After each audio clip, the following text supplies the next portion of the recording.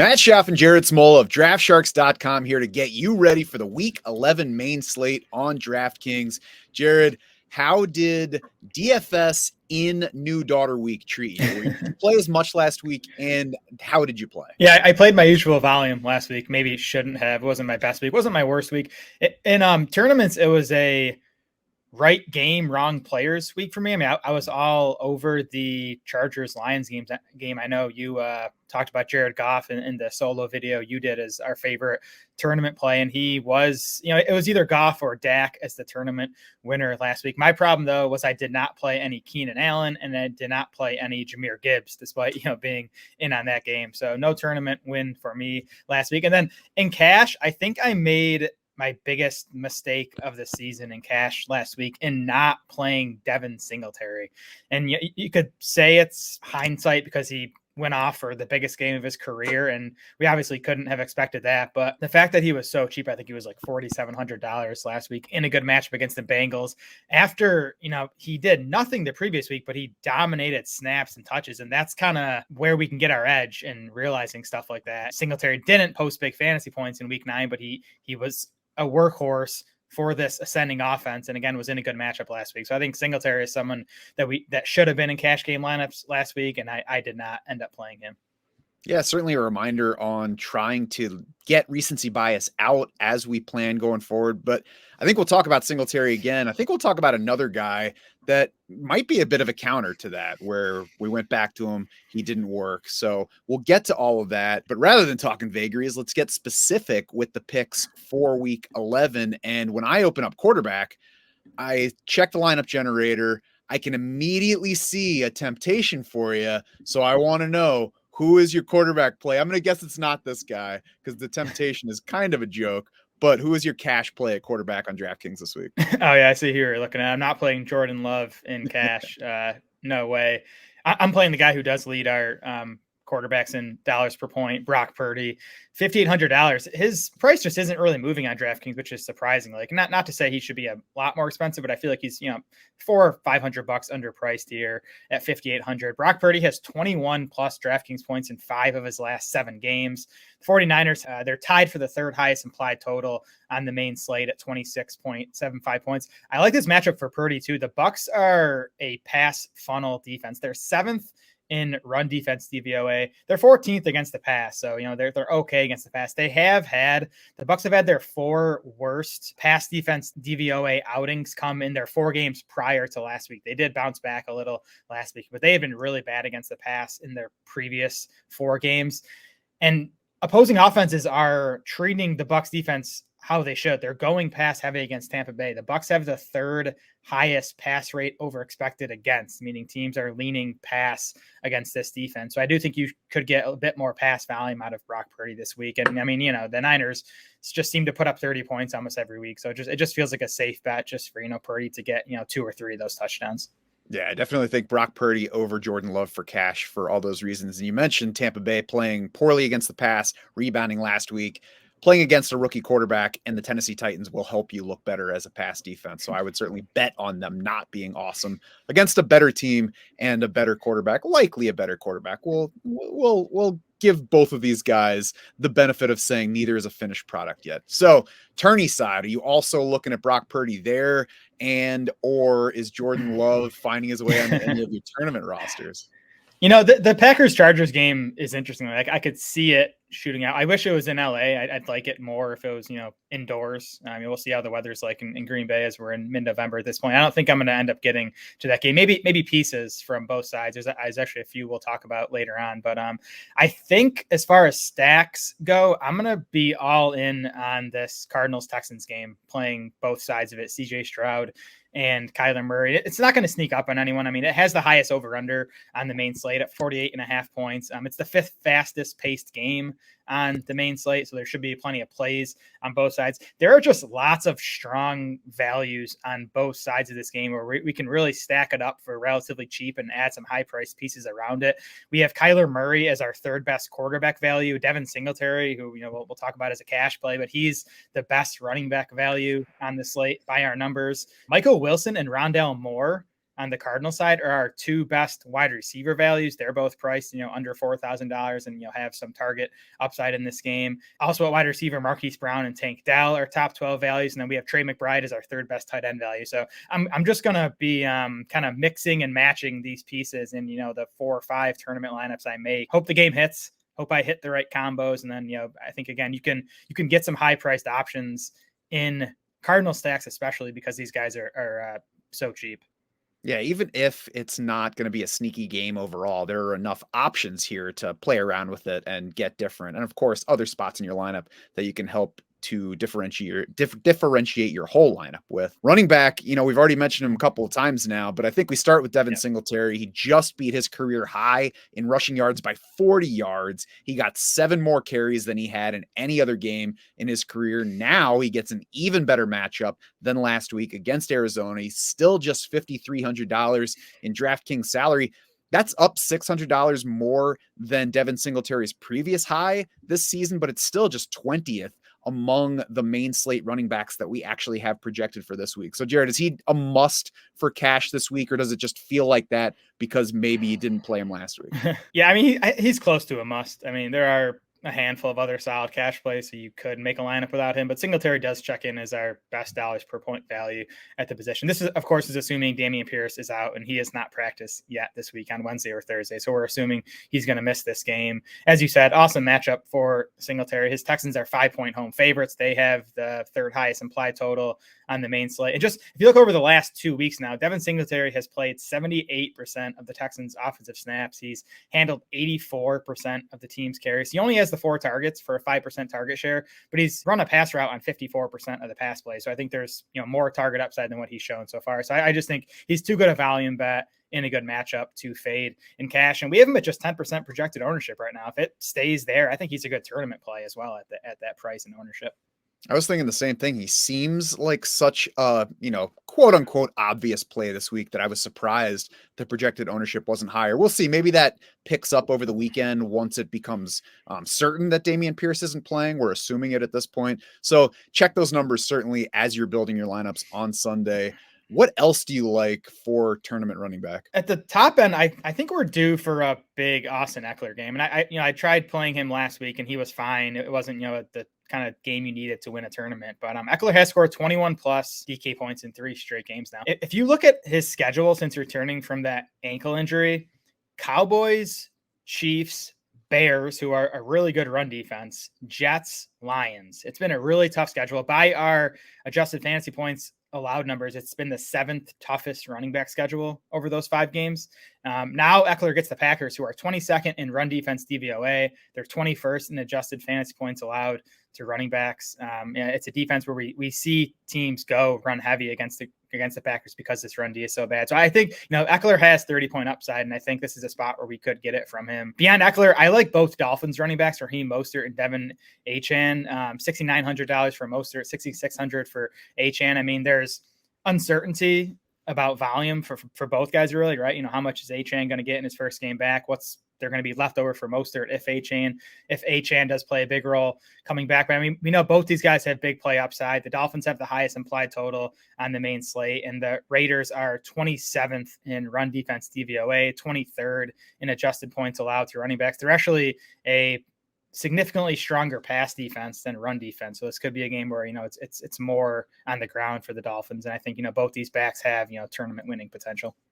Yeah, I was surprised to see in the lineup generator that Raheem Mostert is currently projected for just 1% ownership. I have to think that climbs, but if it starts out that low, that says to me that people are concerned about playing him, or at least not seeing the ceiling on Raheem Mostert just because Devon Achane is back. I saw the same number on David Montgomery. And we talk a lot about high ownership maybe being a reason to fade a guy in a tournament lineup, but another way to use it is to look for opportunities like this, where there are players with legitimate upside that are simply going, undernoticed. And you can say David Montgomery has a matchup this week that favors passing over running. I mean, whatever. Detroit likes to run the ball.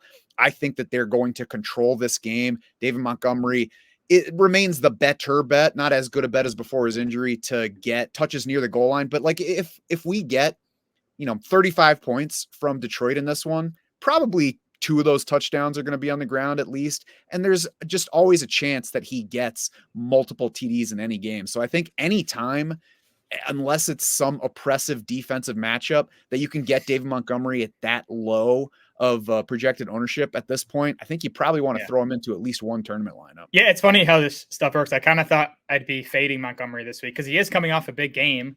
It's a good spot for the Lions offense in general. Montgomery's at 6,500, a bit cheaper than he was last week. But I mean, if he's coming in at 1% projected ownership, we have Jahmyr Gibbs, who is $500 more expensive than David Montgomery, coming in at 16% projected ownership. And Gibbs, straight up, we haven't projected for more DraftKings points. We haven't projected as a better value than Montgomery. But at those ownerships, if Montgomery's going to stay sub 5%, he's going to be in my player pool, and I'll try to get him in a lineup or two for sure, because he does have multiple touchdown upside for sure. Wide receiver, the DK dollars per point, as you mentioned, find 2 3K level Cardinals wideouts up top. We got Marquise Brown not too far behind. Are any of those Cardinals wide receivers in your cash plans this week? The way I've built my cash lineup so far, and it's only Friday, it's not done yet, is I'm probably going to end up playing one cheap wide receiver. I might end up going Curtis Samuel over the Cardinals guys. Just feel a bit better about his role and just, the pass heaviness of the Commanders. I will say, if you're going to play these cheap Cardinals wide receivers, I prefer Michael Wilson in tournaments. He's the bigger ADOT guy. He's the downfield guy, whereas Rondale Moore, we know what his role is. It's all the short stuff. So I do think Rondale Moore is probably the better cash play, just as a good bet for, 4, 5, 6 catches in this game. My top cash play at wide receiver, though, and it sounds a little crazy to rely on a Zach Wilson wide receiver in cash, but man, Garrett Wilson has been a prototypical cash game play for a while now. He's averaging 17.5 DraftKings points over his last 4 games, with 14 plus in all 4 of those, despite not scoring a single touchdown in those 4 games. He has 52 targets over his last 4 games, a 33% target share, 31 catches over the last 4 games, 363 receiving yards. He's just been super steady because of the volume and the fact that he's good. He's good enough to be efficient enough despite, the Zach Wilson struggles. Jets are probably going to be playing from behind for, most of Sunday's game against the Bills. The Bills now 16th in adjusted points allowed to wide receivers. They've kind of been falling all year in that metric since losing Trey White. So it's definitely not a scary matchup for Wilson. I just think he's a good bet for another 10 plus targets here. Yeah, Garrett Wilson's good enough to keep drawing those huge target shares and good enough to be fine production-wise, even if his quarterback stinks, no matter what Robert Saleh tells you. Not the upside guy that you want to put in tournament lineups, though, right? Even in spite of that target share. Yeah, I mean, can he score a touchdown? I think he's going to score a touchdown at some point again this season, right? And if you, again, 17.5 DK points per game over the last 4 without scoring a touchdown. So give him a touchdown. We're talking, up and in the mid 20s. So I think he's playable in tournaments. I haven't even looked at what do we have his ownership at right now? 19%. That's the other part of the equation. If he's going to be chalky, he's a guy I'd probably lean towards fading in tournaments. You generally want to say that somebody who's getting a ton of opportunities and not scoring is going to positively regress and score at some point. Sure, Garrett Wilson's going to find the end zone at some point, but his team is running historically poorly in finding the end zone overall. So, I mean, it's more than just bad luck.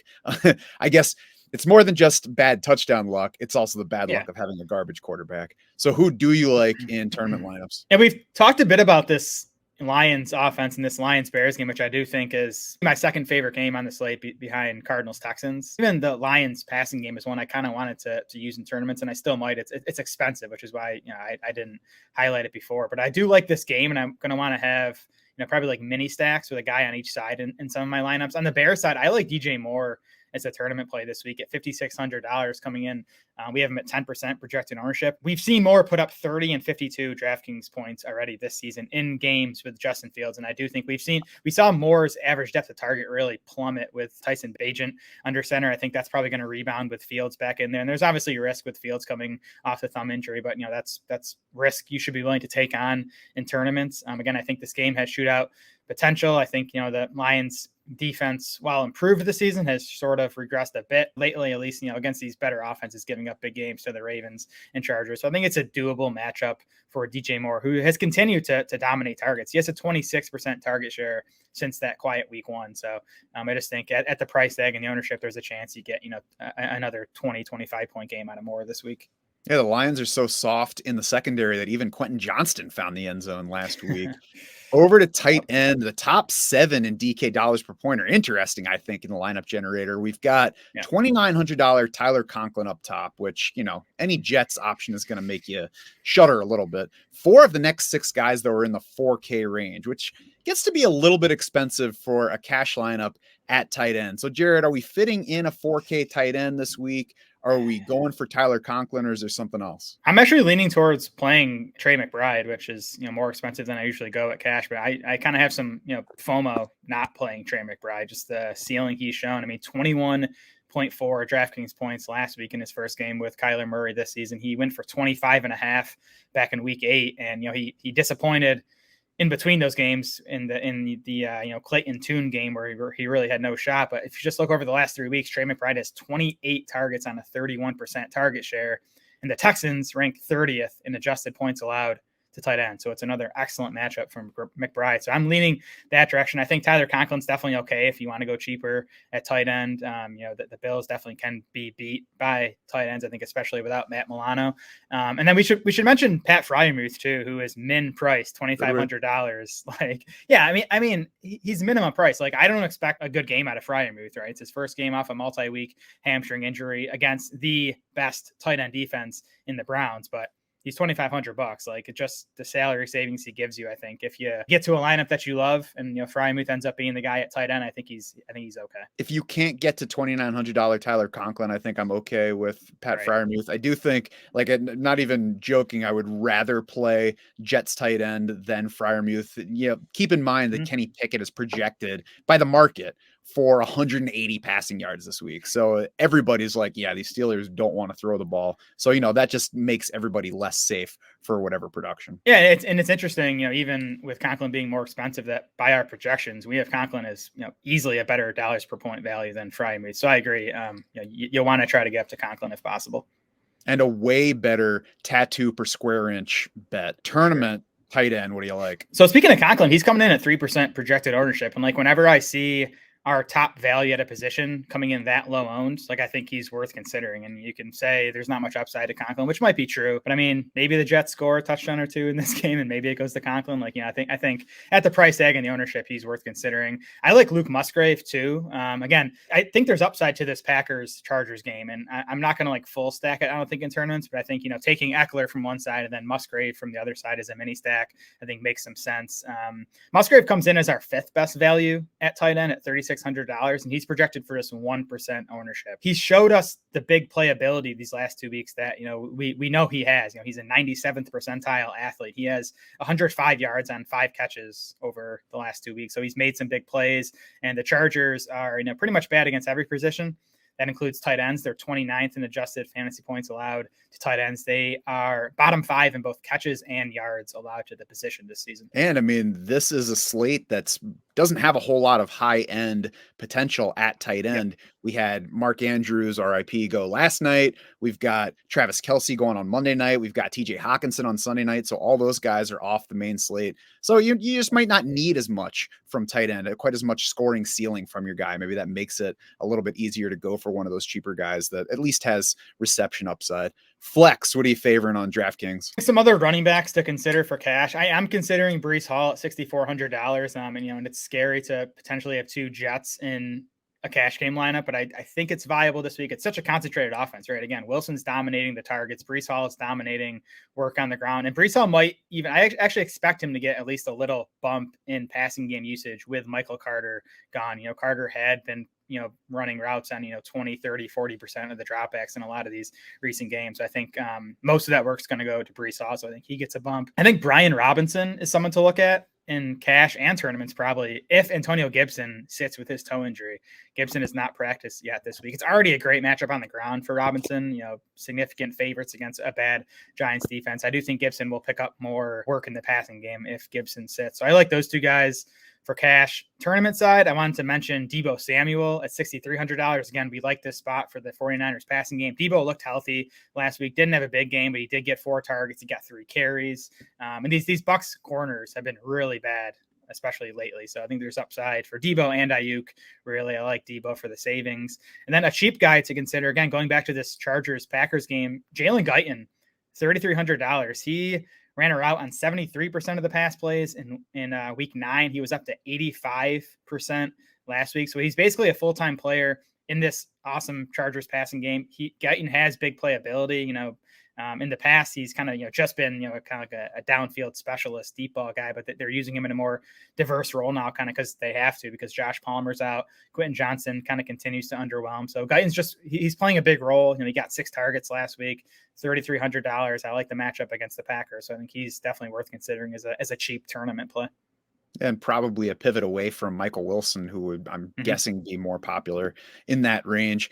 On defense, we see at the top of the DK dollars per point, $2,900 Jets against the Bills. And Jared, I think at some point that might have looked crazy. It might just be one that you scroll past. But I mean, is it the best play on the slate? Josh Allen has tossed interceptions in 6 straight games. He had 3 picks and 2 fumbles against the Jets back in week 1. He had 2 rough outings against the Jets last year. Like the Jets might just be a legitimately good defense play against Buffalo. Oh, they are. I think they're the cash play for sure. $2,600, by the way, the Jets are, and they are top value on the slate. 20 points against the Bills, like you mentioned in that week 1 game earlier this season. You look at their 2 meetings last year, Jets had 8 total sacks, 2 takeaways. They allowed 17 points in the first meeting, 20 points in the second meeting. And even this season, like the Jets have contained Patrick Mahomes. They shut down Justin Herbert a couple of weeks ago. Jalen Hurts had, I think it was 3 picks in the game against the Jets. Like they have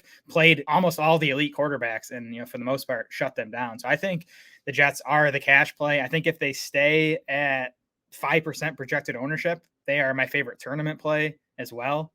I just think it's a legit good defense that is going to have success against Josh Allen and company. But they got rid of OC Ken Dorsey, and now Joe Brady has been elevated. So clearly they fixed the issue, and the Bills should be all right on offense this week. The lineup generator on DraftSharks.com can be your tournament play or your cash play. It's ready to help build winning lineups, whatever format you're looking to play. You got dollars per point projections, ceiling projections. You can filter by the matchups. You can play around with team stacks and all the other settings to get lineups to come out the way that you want them, and then send them off the site and put them where they need to go. Make sure you check out Jared's articles with more picks for cash games and tournament play on DraftKings this week. Of course, our goal with all of it is to help you win week 11.